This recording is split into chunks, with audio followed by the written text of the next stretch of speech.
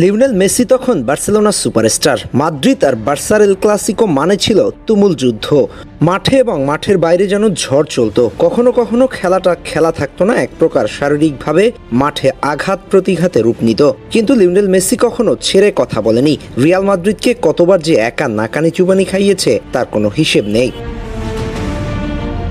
Cristiano Ronaldo তখন মাদ্রিদে খেলতো, Messi বার্সায়। এই জায়গাটাতে এসেই পুরো ব্যাপারটা একটা আলাদা ভাইবস দিত। কিন্তু লিও এক পিসি ছিলেন, যাকে রামোস পেপেরা মিলে একের পর এক ট্যাকেল, কখনো মারাত্মক ফাউল করেও আটকাতে পারতেন না। কখনো কখনো ইচ্ছে করে মেসিকে এমন সব ফাউল করা হয়েছে যা দেখলে আপনার চোখ কপালে উঠে যাবে। এখনো স্টিল মনে হয় এমন একটা ট্যাকেল যদি সত্যিই তার পায়ে লাগতো তাহলে বোধহয় ক্যারিয়ারটা এখানেই শেষ হয়ে যেতে পারত। কিন্তু না, তার ক্যারিয়ারে তিনি মাদ্রিদের এই দুই ক্লাবকে কখনোই ছেড়ে কথা বলেননি। পরিসংখ্যান ঘাটাঘাটি করলে দেখা যায় অ্যাথলেটিকো মাদ্রিদের বিপক্ষে 32 গোল 9 অ্যাসিস্ট করেছেন, সরাসরি 41 গোলে অবদান। অন্যদিকে রিয়াল মাদ্রিদের বিপক্ষে 26 গোল 14 অ্যাসিস্ট করে সরাসরি 40 গোল অবদান রেখেছে। রিয়াল মাদ্রিদ ও অ্যাথলেটিকো মাদ্রিদের বিপক্ষে সব মিলিয়ে 58 গোল ও 23 অ্যাসিস্ট করেছেন, যেখানে সরাসরি গোল অ্যাসিস্ট 81টি।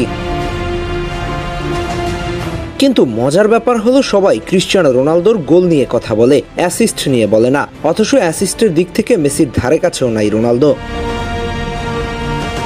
রোনালদো 1292 ম্যাচ খেলে অ্যাসিস্ট করেছে 259টি। সেখানে লিওনেল মেসি ম্যাচ খেলেছে 1130টি, সেখানে তার অ্যাসিস্ট সংখ্যা 399।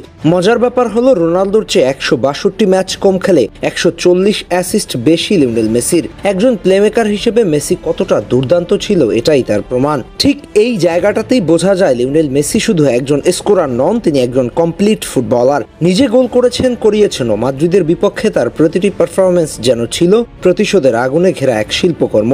গোল হোক বা অ্যাসিস্ট, দুটোতেই যেন সমান পারদর্শী ছিলেন তিনি। রিয়াল মাদ্রিদের বিপক্ষে তার সেই ভোদর কিংবা অ্যাথলেটিকো মাদ্রিদের বিপক্ষে একের পর এক ডিফেন্স কাটিয়ে গোল, সবই ফুটবল ইতিহাসের সোনালী অধ্যায়। মেসি শুধু ম্যাচ জেতাননি, তিনি প্রতিপক্ষের অহংকার মাটিতে নামিয়ে এনেছেন। তাই আজও যখন এল ক্লাসিকোর নাম আসে, মাদ্রিদ সমর্থকদের মনে প্রথমে যে নামটা কাঁপন তোলে সে নামটা লিওনেল মেসি। হয়তো তিনি এখন বার্সায় নেই, কিন্তু তার অমর রেকর্ড ইতিহাসের পাতায় থেকে যাবে। সামনে অপেক্ষা করছে আরও একটা এল ক্লাসিকো। কি মনে হয়, মেসির উত্তরসূরি লামিন ইয়ামাল পারবে তো আরও একবার মাদ্রিদকে কুপঘাত করতে? হাসনাইন খান, টিম স্পোর্টস।